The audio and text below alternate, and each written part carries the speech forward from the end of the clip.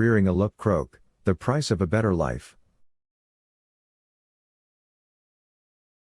I gave my blood to change my life, and everything changed. The air in the city, usually a symphony of bustling activity, was now thick with the dust of shattered dreams. In a time of recession, where job losses were a daily headline and savings evaporated overnight, a quiet desperation settled over the population.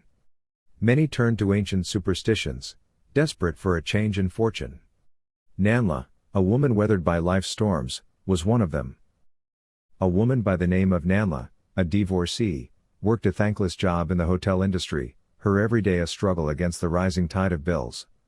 With 2 young sons to raise, the financial burden was crushing, a heavy weight that settled on her shoulders every day.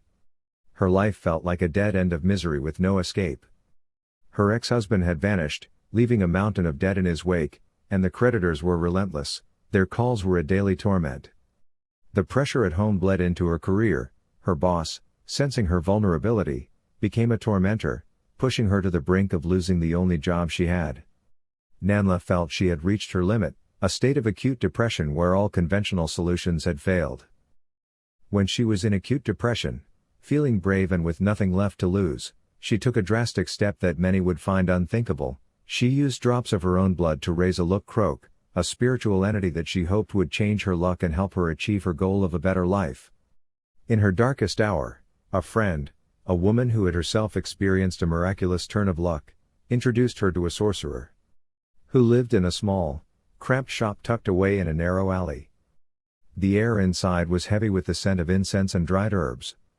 He was a quiet man, his face etched with a wisdom that both frightened and intrigued her. After hearing her story, he offered a radical solution. The sorcerer suggested she rear a Luk Krok to change her fate. Nanla was hesitant, afraid of the unknown and doubtful of its power. She had heard the whispers, the stories of their power, but also the warnings. Still, what was there left to lose? The sorcerer, sensing her conflict, calmly explained the rules. The Luk Krok was a child, a son to be adopted and loved as one of her own. He would bring her fortune, but only if she nurtured him with drops of her own blood.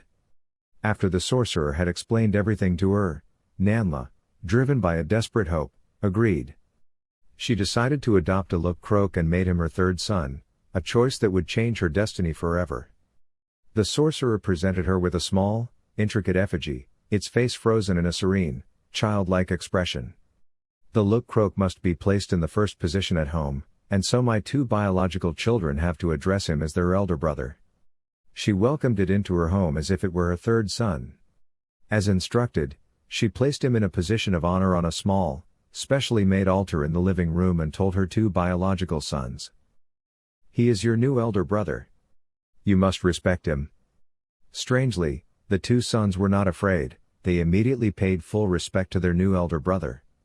The Luk Krok must be treated like a member of the family, an extra plate of rice must be placed on the table for meals, and if toys were bought for the other 2 sons, he must also have a share. The Luk Krok must be included in all family activities. The change was not a thunderclap but a slow, profound shift. The suffocating pressure began to lift. The once aggressive creditors became surprisingly flexible with payment plans, their voices on the phone suddenly softer and more accommodating.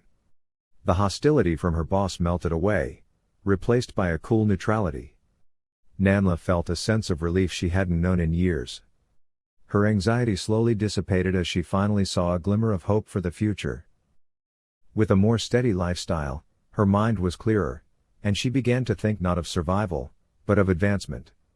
Greed, a quiet serpent, began to stir in her heart.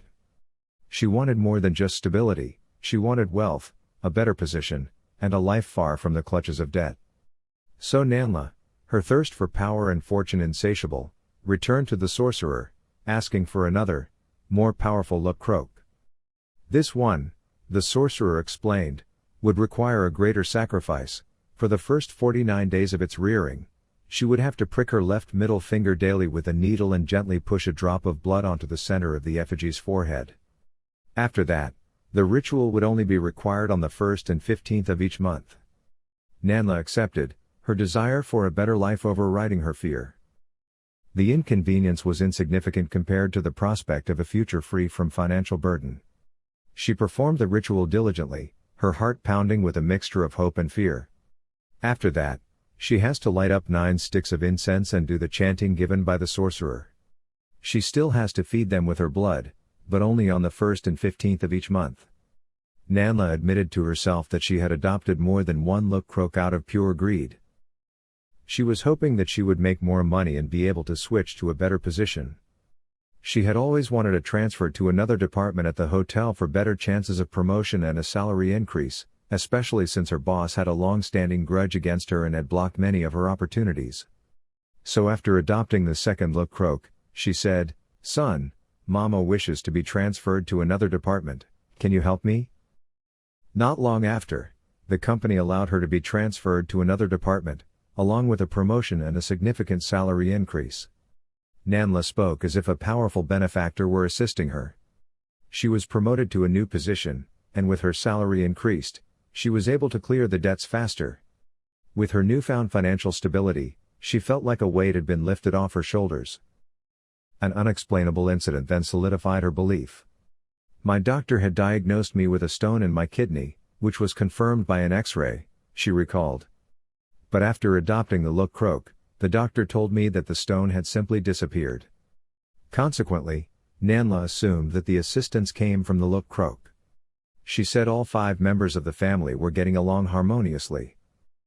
Nanla said she often dreamt that her 2 Luk Kroks were holding her hand and saying, "Mama, we will take you out to play." She continued and said, "They took me for walks in the garden and on the street, and we were all so happy." She further described the appearance of the 2 Luk Kroks. "They are both adorable. Their mouths don't move when they speak, but I fully understand what they say, and I know they are my sons." The Luk Krok had brought an enormous fortune to Nanla, and since she had agreed to adopt them, she had to keep them for life, as they would always obey her commands. If she ever had malicious intentions and directed the Luk Krok to cause harm to others, she would eventually face retribution. If her greed became uncontrollable and she ordered the Luk Krok to bring her more benefits, her nightmare would begin the moment the evil thought took root. The Luk Krok itself is neither good nor bad, the crucial point is the state of mind of its master. Luk Krok is believed to be the spirit of a single dead infant, often created through rituals involving necromancy. The belief is that this powerful spirit is bound to the owner and offers protection, good fortune, and success. The power is great, and so is the potential for negative karma if the master's intentions are malevolent. The Luk Krok, a two-sided coin. Like other types of child spirits in Thai culture, such as Kuman Thong, Luk Krok, and Rakyom, these entities are believed to possess powerful abilities. Those who raise or care for one of these spirits believe it will bring them great luck, safety, and success in business or gambling. It is considered a potent magical companion that can be a source of great wealth and power. Luk Krok, however, comes with a significant catch. The relationship with a Luk Krok is built on an unbreakable bond, and the spirit's behavior is a direct reflection of its master's intentions. If the master has ill intentions, the Luk Krok can become a malevolent force. If the master has noble intentions, the Luk Krok can be a protective and loyal companion. People who raise or care for a Luk Krok do so with the belief that the spirit will bring them immense fortune, protection from harm, and success in business. It is considered a potent magical companion that can be a source of immense wealth and power.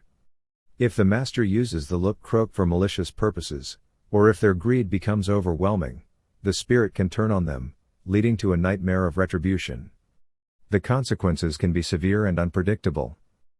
The folklore suggests the spirit is not inherently good or bad, rather, its nature is determined by the morality and actions of the person who controls it. This belief system highlights a core theme in many folkloric traditions, the dangerous and unpredictable nature of supernatural power. It serves as a cautionary tale about the consequences of unchecked ambition and the moral responsibility that comes with such power. Rakyom, on the other hand, is a pair of small, carved wooden figures. The names Rock and Yom come from the types of wood used to make them, often from trees with names that sound like love, rock, and popularity, mayum. These two figures are often placed together in a small bottle of special oil. Unlike the single Luk Krok, The rock yom are believed to function as a team, bringing a unique blessing. Their power is often associated with loving kindness and great popularity. This makes them particularly sought after by those in business or sales, as they are thought to attract customers, improve one's charisma, and foster general popularity. While both are types of child spirits used for good fortune, the Luk Krok is often seen as a more potent, and potentially dangerous, single entity, while the rock yom are a pair that specialize in matters of charm, popularity, and business. In both cases, the core principle remains the same: the spirit's nature is a reflection of the master's intentions, and a symbiotic relationship of care and respect is required to receive their blessings. In return, the rock yom will bestow their gifts of success and prosperity upon those who uphold their end of the bargain.